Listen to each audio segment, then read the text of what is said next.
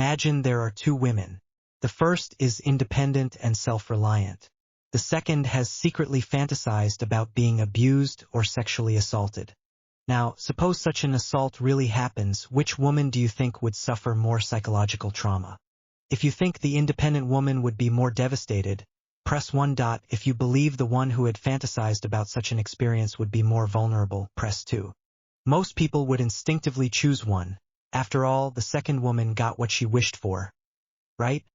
But Slavoj Žižek's answer is the exact opposite.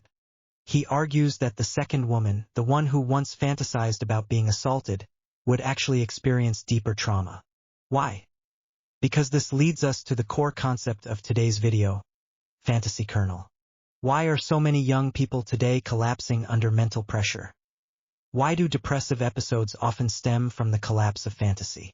And when fantasy collapses, how can we construct a new inner narrative to support ourselves? Before answering those questions, we need to clarify. What is fantasy? Really? In the book Coming Out of Disillusionment, fantasy is not described as a thought, but a feeling, more precisely, a premonition, an internal expectation, a self-imagined reality. When this self-imagination becomes excessively idealized, it becomes fragile. And once shattered, we're easily traumatized. The fantasy kernel refers to the idealized self-image that gives one's life meaning. This might sound a bit abstract, so let me give you a real example. I have a friend whose husband had an affair while they were still married. She found out while on a business trip in another city.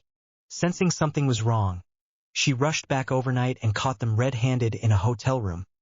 She grew up in a small, traditional town in Jiangsu province. Since childhood, she had dreamed of having a loving husband, a happy home, and a joyful family life.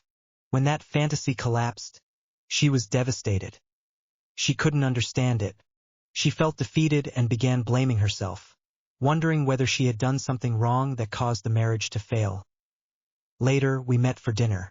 She drank heavily that night, and I remember she slumped over the table, drunk, repeating the same sentence over and over.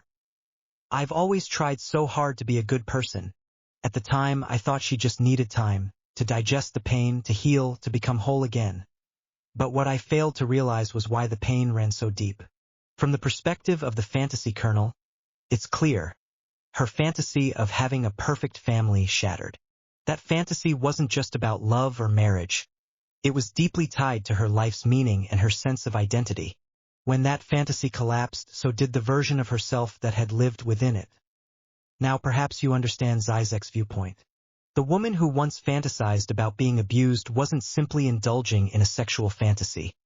It was a deep construction of her identity and desire. Once that self-narrative is broken, the person crumbles. This kind of inner collapse is closely related to a popular online term today, personal narrative crisis. In short, it means, the story I've been telling myself about who I am doesn't work anymore. Take middle school students, for example. Many face intense inner conflict during adolescence. I call this the collapse of teenage fantasy.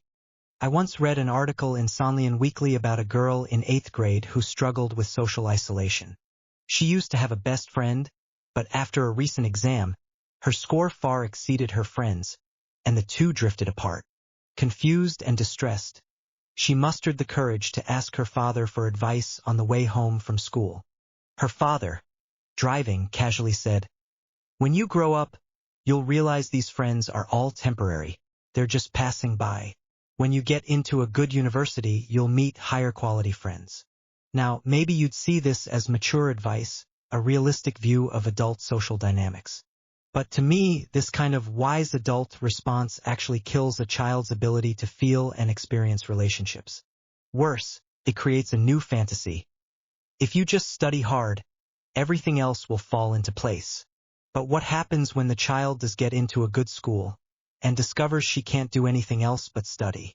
The fantasy collapses. The story no longer works.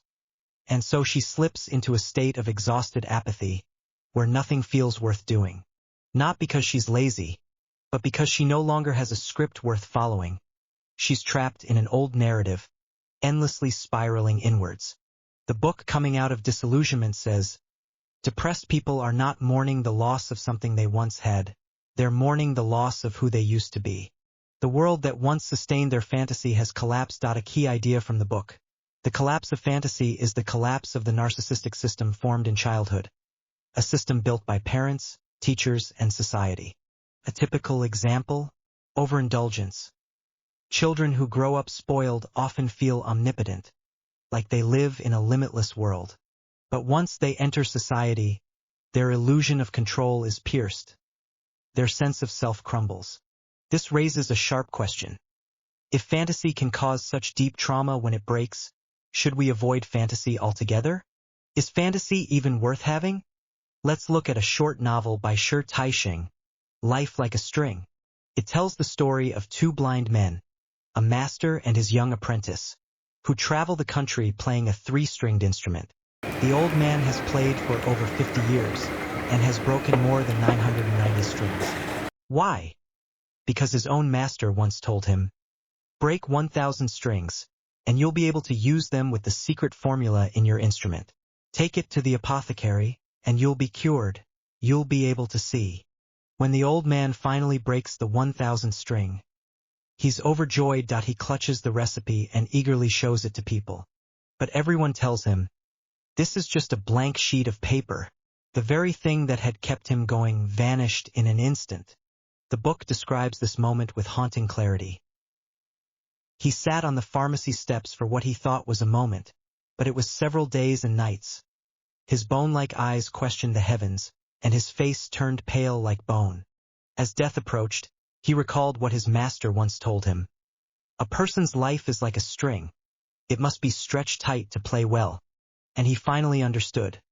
The formula wasn't it was a lifeline. A fantasy, yes, but one that gave his life tension, meaning, and movement. Fantasy can help us survive pain. I once had fantasies about the internet industry, believing it could help me climb the social ladder. It was a dream built on corporate hype and the bubble economy. And yet, that dream once saved the 28-year-old version of me. Back then, I was working menial jobs in a small-town hospital with no path for self-realization. My dream of leaving that city, switching careers, and entering tech kept me going. So even if your current fantasy is fragile, maybe it's still worth acknowledging and thanking. Because your life is about to enter a new chapter, and it's time to say a kind goodbye to the past version of yourself. Anyone who has quit smoking will tell you, physical cravings are easy to overcome. Psychological ones much harder. Because that emotional addiction is tied to your social identity. To admit that smoking is meaningless means admitting that your past self, the one who smoked, was also built on an illusion. It means saying goodbye to your identity as a smoker. So what isn't fantasy? And if we must keep saying goodbye to past selves, how do we preserve a sense of continuity? The answer is bodily experience. Fantasy kernel. Here's the biggest shift I've felt in the last 5 years. Time has become less important to me. I used to be obsessed with efficiency. Every hour was scheduled for learning, reading, exercising. I even avoided relationships because I thought they were a waste of time. But after meeting Ms. Chun, I began to open up emotionally. I started noticing and enjoying the small imperfections of daily life. Cutting meat at home, washing vegetables, walking around the block, strolling through the market. These used to seem like distractions. Now, they feel grounding. Wang Xiaoyu once said, to combat burnout and rediscover inner motivation, we must observe and feel the small things in life. Like washing dishes. Do you notice which dishware you hate washing the most? Most people actually enjoy washing plates. The bodily memories formed through these small acts create a continuity of self. I think back to my childhood, playing ping pong in elementary school, chewing bubble gum in high school, drawing quietly in college. I've said goodbye to those identities. But the feeling of focus and flow from those moments, I still carry it with me, and I've channeled it into reading and writing. So in a way, those past selves never truly left. As long as I stay grounded in bodily sensations, interact with people and things through action, I grow new identities. That way, if one self collapses, I don't fall apart. Last question, what if your fantasy collapses but you can't build a new story yet? You feel paralyzed. What now? Li Songwei has an answer. you don't have to bounce back. In his article Before You Get Back Up, he writes about how traditional culture pressures adults to be positive and resilient. So when we feel drained, we instinctively think, I shouldn't be like this. I must change. I must live a more meaningful life. But many young people today prefer a more passive outlook. They ask, if getting into a good school doesn't guarantee a good job, and if working is just endless suffering, what's the point?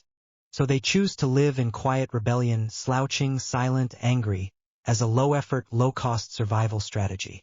Lee Songwei's advice? If you don't have the answer yet, don't rush to answer. People change even without a reason. In the past 2 weeks, I went on a spring outing, a music festival, and a philosophy event. I met all kinds of people. I joined their activities. I let go of my thoughts and opened up my body to feel. As an introvert, I was surprised by how much energy I got from connecting with others. I realized, when I feel disillusioned, the answer isn't to chase a new goal or force recovery. Sometimes, all I need to do is allow myself to be aimless for a while. As Lee Songwei says at the end of his article, if you're not afraid of meaninglessness, why fear something meaningful? Thank you for watching till the end. And if this video brought you any insight, please like, share, and support. And feel free to share it with anyone going through a personal narrative crisis. See you in the next one.